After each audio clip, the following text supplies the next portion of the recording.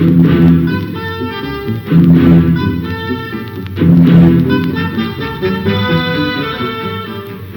la recherche de la tradition.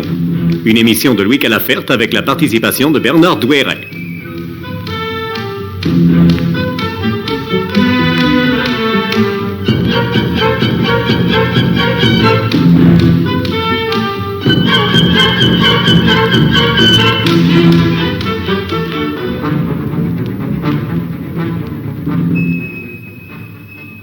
Bernard Douairet, nous avons terminé la semaine dernière sur Mesmer et nous avions parlé également d'un livre qui avait trait à toutes ces questions. Nous allons aujourd'hui complètement changer de sujet, tout en restant bien entendu dans l'étude de la tradition. Oui. Et plus particulièrement, disons, des occultistes, encore que j'aime pas beaucoup ce mot, mais enfin, des occultistes allemands. Oui. Puisque, comme nos auditeurs le savent, nous avons pris ce large thème afin de survoler ce problème de la tradition à travers tous les pays. Puis enfin, il faut dire que l'Allemagne a donné naissance à beaucoup de personnages bizarres et qui, en plus de ça, ont eu des interférences en France, et c'est pourquoi ils nous paraissent intéressants. Alors, aujourd'hui, c'est un nom excessivement connu, je crois même du grand public finalement. Oui, je crois que c'est même assez largement connu. Oui. C'est Jacob Böhm, qui était allemand, et vous allez nous le présenter, le situer. Et disons-le tout de suite, je pense que vous serez d'accord, il est difficile d'entrer dans l'œuvre écrite de Jacob Böhm.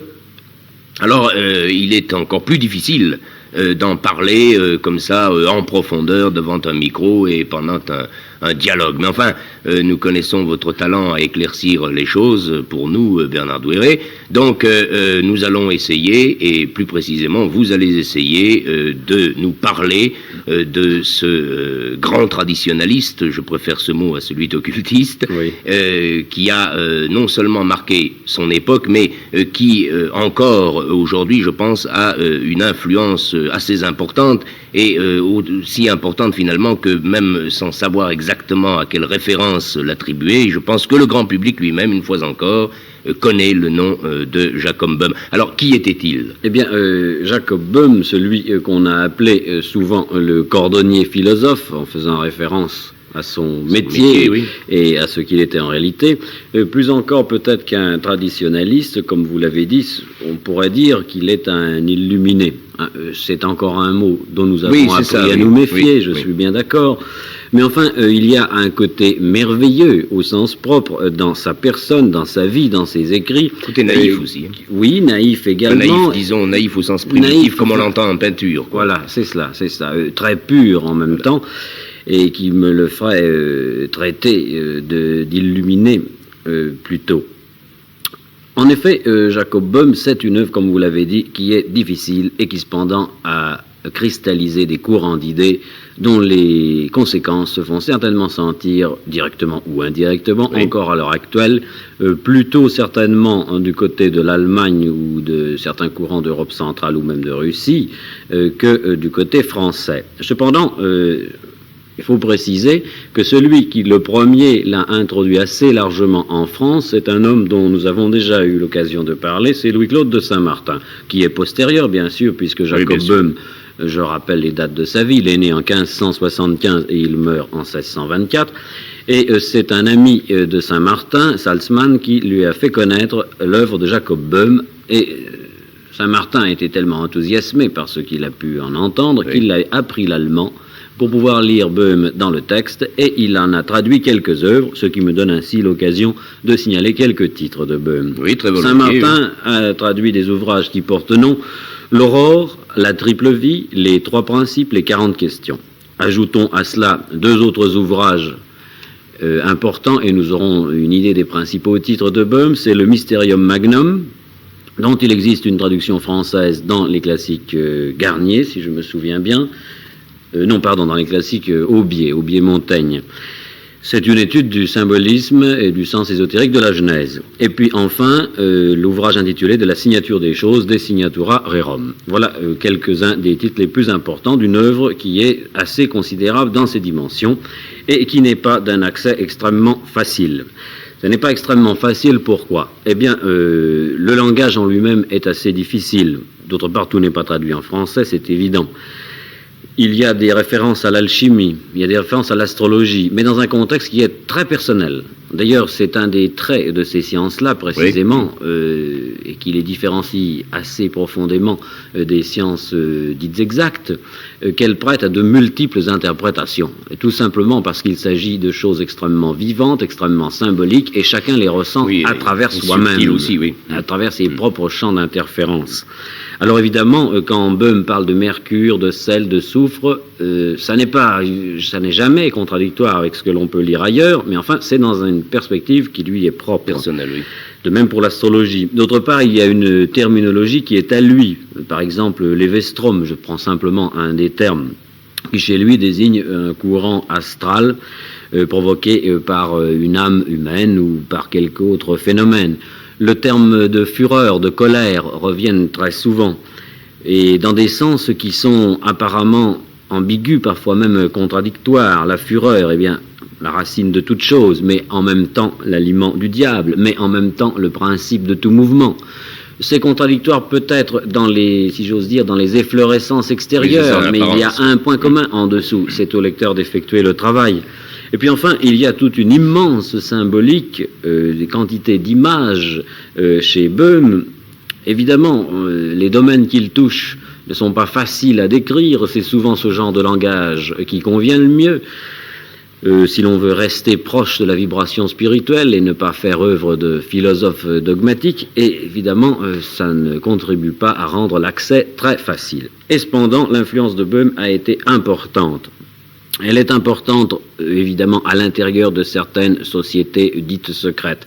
Il y a certainement un courant de Rose-Croix ou Rosicrucien qui s'est inspiré de Boehm. Également des sociétés de type maçonnique ou martiniste en France, en Allemagne, en Russie également.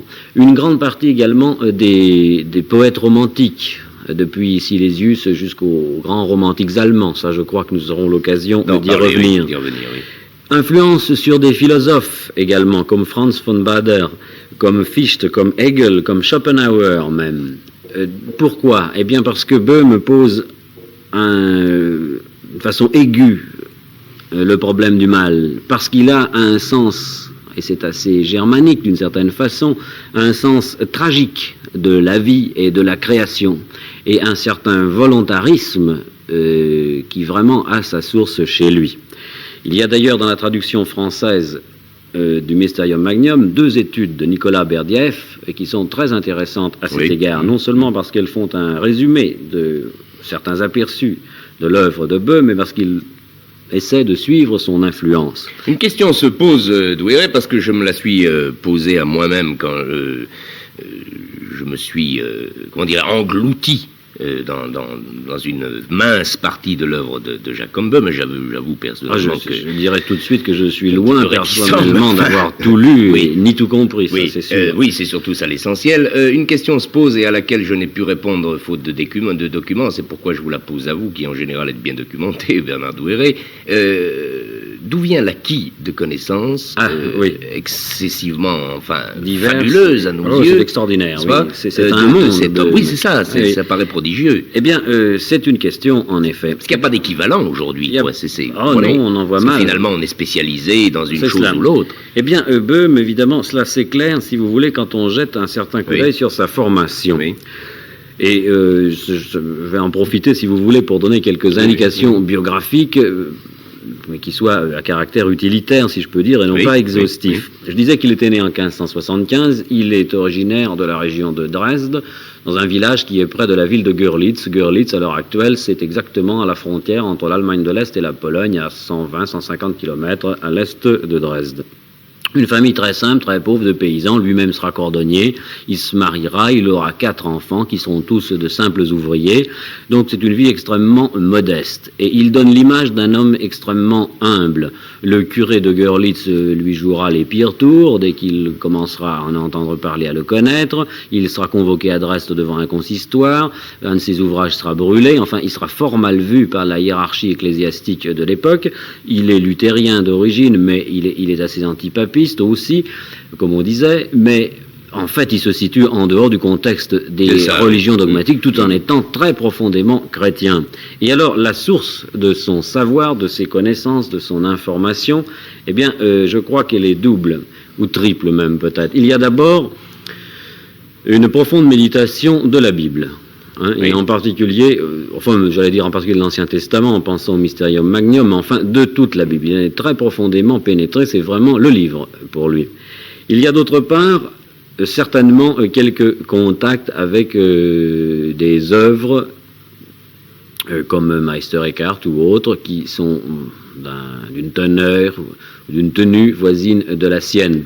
On cite également dans sa biographie une rencontre curieuse avec un personnage qui est également assez curieux et qui a passé 2 ou 3 mois avec lui, un certain docteur Balthazar Walter de Silésie, qui en 1620 est resté 3 mois avec lui. C'était un homme qui avait beaucoup voyagé en Arabie, en Syrie, en Égypte, et qui a fait connaître à Böhm les œuvres de Reuchlin, de Pic de la Mirandole, qui lui a fait connaître également la philosophie du Zohar. Et il y a eu donc là tout un échange. Mais je crois que la part la plus importante de ce que peut savoir Böhm, eh bien, il faut bien dire que c'est par une sorte d'illumination personnelle qu'il l'a obtenue. Et sa vie est marquée par des phénomènes effectivement assez curieux, que l'on retrouve dans un petit opuscule français, qui est la traduction de différents récits, en particulier d'Abraham von Frankenberg, qui étaient des gens qui ont connu Böhm de son vivant. Ce récit, d'ailleurs, garde une saveur qui nous rend le philosophe cordonnier, ou le cordonnier philosophe, très proche de nous. On dit qu'ainsi, dans sa toute jeunesse, il se promenait dans une colline avoisinante de chez ses parents, en regardant les troupeaux, et là, il a eu une sorte de vision étrange. Brusquement, dans une lande, une porte formée de grandes pierres rouges qui conduisait à un souterrain qui l'amenait devant une grande masse d'argent. Il est descendu, et puis ensuite il a été tellement terrorisé qu'il est remonté, et plus jamais il n'a revu cela. Alors est-ce que c'était un songe? Enfin, que s'est-il passé? Vous voyez déjà le caractère particulier de cet homme. D'autre part, 2 ou 3 fois exactement dans sa vie, il s'est trouvé en état d'extase, si vous voulez, un état qui s'est prolongé même dans un cas pendant 1 semaine entière. Voyez. Il a eu d'autre part des périodes de nuit totale, une période de plusieurs années pendant laquelle il n'a plus eu aucun contact, si vous voulez, avec son Dieu. Et l'épreuve, c'est ça. Oui, enfin, c'est ça. Et on pense tout de suite à la nuit obscure et à cette période désertique et aride. Et il en est sorti. Il semble donc si vous voulez, que ce qu'il ait recherché lui-même essentiellement, c'est à être, si je puis dire, on sait bien que l'Esprit souffle où il veut et quand il veut, mais enfin, à être un agent de cet Esprit Saint, à être véritablement un inspiré ou un illuminé, comme je disais tout à l'heure. Oui. Et il dit lui-même, d'ailleurs, que c'est à partir, je ne sais pas quel terme employer, moi, mais enfin, d'extase de ce genre-là, qu'il a tiré véritablement l'essence de ce qu'il savait, par exemple la signature des êtres et des choses. Et il a gardé le plus longtemps possible cette lumière secrète, parce que ce ne sont pas des choses qui se dévoilent de cette manière-là. Il y a donc, si vous voulez, essentiellement, si je puis dire, une navette entre la lecture permanente de la Bible et puis une sorte d'illumination. De connaissance. Oui, de connaissance supranormale, enfin. Bon, vous voyez que j'ai bien fait de vous poser la question, car une fois de plus, vous éclairez les choses. J'éclaire. Je ne sais pas si on éclaire à vrai dire. Non, mais enfin, vous nous donnez des points, des jalons, dirons-nous, qui nous permettent de situer, parce qu'on est un petit peu étonné en admettant que nos auditeurs veuillent eux-mêmes se plonger dans la lecture de quelques pages de Böhm. On peut évidemment se poser la question tout de suite en se disant, mais enfin, comment se fait-il qu'un modeste cordonnier, et en plus de ça, issu d'une famille très pauvre et certainement très éloignée de toute culture, d'ailleurs, il a eu les pires avatars, son comportement qui avait des petits côtés étranges, et puis cette humilité permanente. Enfin, c'était un homme d'une vertu extrême, et la vertu est toujours choquante, comme chacun le sait, et lui a attiré beaucoup de médisance, de calomnie. Ça n'a pas simplifié sa vie. Il ne s'est jamais révolté, il ne s'est jamais opposé à quoi que ce soit. On le traînait en justice, il y allait. C'est d'ailleurs un signe en général, traditionnellement parlant, de grands esprits de ne jamais s'opposer aux voies humaines. car on laisse faire. Il n'y a pas 36 façons de faire pour eux, il y en a 2, estiment-ils, la voie du monde ou l'autre. Et par conséquent, rendre à César si César demande, mais sans discuter. Et ça, c'est un signe d'une certaine façon. Bon, je disais que je n'avais C'en est un. Oui. Je disais que je n'avais peut-être pas entièrement éclairé la chose, parce qu'évidemment, quand on parle d'illumination, on peut toujours se poser la question et se demander de quoi il s'agit en réalité. Eh bien, je ne voudrais pas m'aventurer dans aucune définition à cet égard, mais il est certain que ce type d'illumination n'est pas d'une très grande fréquence, c'est vrai, mais on le rencontre tout de même plusieurs fois dans le domaine de la véritable tradition ou de la véritable mystique. Et Boehme, c'est bien dans cette famille-là qu'il faut le situer. Et tout ce qu'il dit, tout ce qu'il sait, vient véritablement de cette espèce d'extraordinaire mûrition intérieure. C'est d'abord et essentiellement cela. Donc, si vous voulez, c'est une connaissance par illumination qui lui découvre des sens secrets de la Bible, qui lui permet de mieux connaître l'homme, de mieux connaître la nature. Cette nature dont il dit lui-même, j'ai un autre maître, et c'est la nature entière. Il y a toujours ce livre du monde et ce livre de la révélation qui se conjoignent, si je puis dire. Nous retrouvons, évidemment, dans certains côtés, je voudrais donner rapidement quelques traits de sa pensée. Oui, bien volontiers. Quelques traits très simples. Eh bien, nous retrouvons des choses qui sont tout au moins dans la démarche, en accord avec tout ce que nous avons déjà dit souvent. Je cite, par exemple, « Le monde visible est une manifestation du monde spirituel. C'est un reflet de l'éternité qui permet à celle-ci de se rendre visible. » Ou bien encore, je ne suis pas non plus moi-même monté au ciel, mais le ciel s'est révélé dans mon esprit. Et je disais tout à l'heure que le problème du mal l'a particulièrement hanté. L'existence du mal, ce que c'est, enfin bref, Voltaire aussi, dans Zadig, dans Candide, et puis tout le monde, je crois. Eh bien, il découvre là le principe d'une opposition qui lui apparaît comme étant une opposition nécessaire, dans la mesure où on s'aperçoit que la lumière ne peut pas être connue sans les ténèbres, que l'esprit ne peut pas être connu sans la matière, que le bien, par conséquent, ne peut pas être connu sans le mal. Oui, c'est le nœud de la création. C'est le nœud de la création, une espèce de dialectique de blanc et de noir, et effectivement, c'est de cette manière-là qu'il voit la création. Cependant, ne pas confondre le Dieu créateur avec Dieu tout court. Il a une conception que l'on rencontre d'ailleurs assez souvent dans certaines mystiques orthodoxes, oui. La conception d'une théologie apophatique de Dieu, c'est-à-dire, pour expliquer le terme, une conception qui se refuse à définir Dieu, ou qui tout au moins définit Dieu en disant qu'on ne peut pas le définir. Il est l'indéfinissable, l'inconnaissable, enfin on ne peut le dire que par la négation. Alors ce Dieu-là, eh bien c'est le Dieu véritable et impossible à appréhender pour un homme et par n'importe quelle autre créature dès l'instant que justement il y a créature. Donc Dieu pris hors de la nature, hors de la création, dit Boehme, est un mystère, entendez par là dans le néant. Ce néant qu'il appelle aussi Ungrund, c'est-à-dire, on traduit souvent l'indéterminé, cet indéterminé est en même temps et liberté et fin de quelque chose, car, dit Boehme, le néant ne peut ni ne veut être un néant. Et du coup, cette liberté va s'exprimer par la création elle-même, par la nature. Un néant qui ne peut pas être, et qui ne veut pas être un néant plutôt, et qui en face de lui pose par conséquent la création. Et c'est de cette dualité, c'est cette dualité qui se va retrouver ensuite à tous les échelons, jusque-y compris au problème très humain du bien et du mal. Hein, deux principes dans le monde, dit Boehme, l'un qui réside dans la liberté et la lumière, l'autre qui réside dans l'empreinte, la douleur et la souffrance des ténèbres. Je voudrais encore faire une citation de Boehme, ça n'est pas très commode de choisir, mais toutefois dans la préface de son livre, en France, traduit Mysterium Magnum, il y a une ou deux choses qui peut-être permettent de mieux le situer. Voilà ce qu'il écrit. Si nous considérons le monde visible avec son être, et que nous considérions la vie des créatures, nous y trouvons alors un symbole du monde invisible selon l'esprit qui est latent dans le monde visible, comme l'âme dans le corps, Et nous y voyons que le Dieu caché est proche de tout et compénètre tout, tout en restant parfaitement caché à l'être visible. Vous voyez la subtilité tout de même de la démarche. Il dit encore, nous en avons un exemple dans le cœur de l'homme, lequel est un feu invisible qui penche vers la lumière et les ténèbres en tant que joie et que douleur, et n'est pourtant par lui-même aucun des deux. Il en est au contraire une cause, un feu douloureux, incompréhensible et invisible, et pourtant, selon son être propre, il n'est refermé sur rien, sinon sur la volonté de la vie.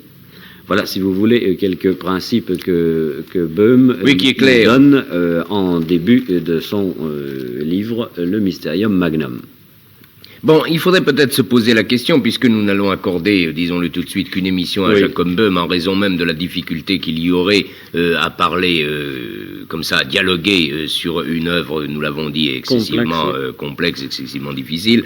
Alors, il faudrait peut-être se poser la question maintenant de savoir si, oui ou non, enfin dans la perspective de la tradition, Jacob Böhm a une influence encore de nos jours. Sinon en France, puisque vous l'avez dit, je crois, mais enfin tout au moins en France, il garde certainement une influence. Il y a une aura autour de lui. Il y a une aura autour de lui.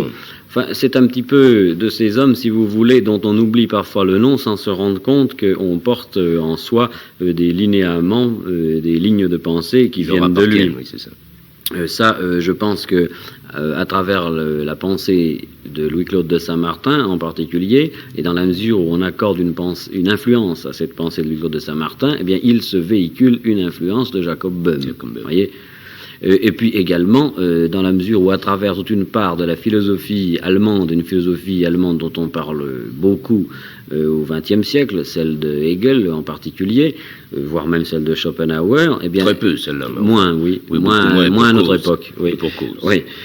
Eh bien, s'il y a dans ces pensées quelque chose qui est une dette à l'égard de Jacob Böhm, eh bien, nous en porterons la trace également. Bon, il faut citer aussi, je crois, Kierkegaard, qui se réfère, on ne voit pas toujours comment, car Kierkegaard est au moins aussi obscur que Jacob Böhm, bien que moins difficile, enfin, qui se réfère souvent au nom de Jacob Böhm, sans en donner d'ailleurs ni de référence, ni d'explication. Enfin, Kierkegaard avait ses secrets qu'il emportait avec lui dans la tombe.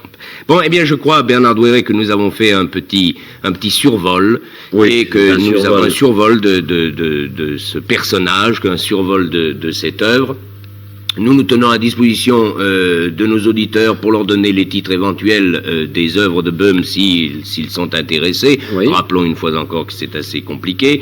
Et puis, nous allons, à partir de la semaine prochaine, aborder d'autres questions. D'autres questions, oui, qui sont d'ailleurs parallèles, voisines, voire même connexes. Je pense que nous pourrions étudier les origines de la Rose-Croix, d'autant plus que ces origines se situent essentiellement en Allemagne. Voilà, alors nous allons donner rendez-vous à nos auditeurs la semaine prochaine, et Bernard Douéret, bien entendu, je vous remercie.